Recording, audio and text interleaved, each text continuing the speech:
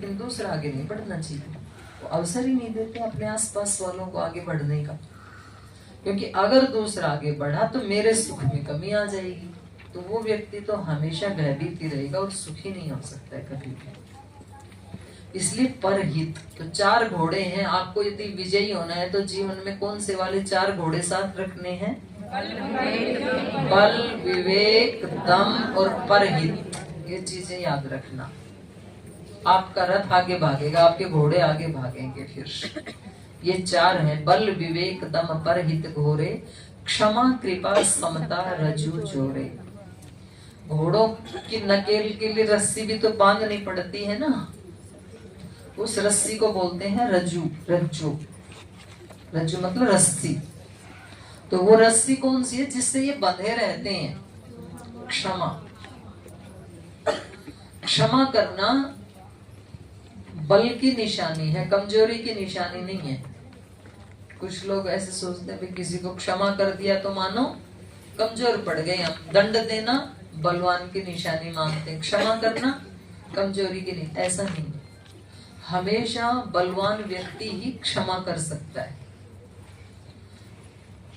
तो दिन भर हमारी तो जो वैदिक पद्धति है उसमें संध्या के मंत्र, जिसको ब्रह्म यज्ञ कहते हैं, उसमें 6 मनसा परिक्रमा के मंत्र आते हैं और हर मंत्र में एक टैगलाइन आती है, योस्मान द्वेष्टियम वयम द्विष्मस्तम वोजम भेदत्मः। यह करवाई आपने? 7 संध्या कराई?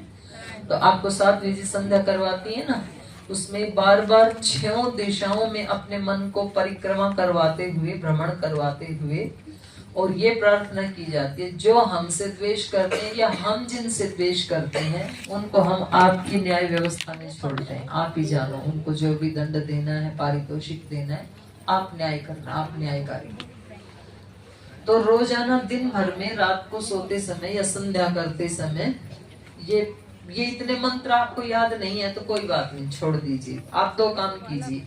आज दिन भर हमने किसी को कष्ट दिया हो यदि जाने अनजाने में, तो हम उनसे माफी मांगते हैं, और किसी ने हमारे को कष्ट दे दिया तो हम उनको क्षमा करते हैं। कुछ लोगों से क्षमा मांगना और कुछ लोगों को क्षमा कर देना, बस उस दिन का फिर हिसाब क्लियर हो जाएगा। 2 ही तो बात करनी है। जाने अनजाने में देखो, कई बार क्या होता है, हमने किसी को डांट दिया, पीट दिया, कष्ट दे दिया, अपने किसी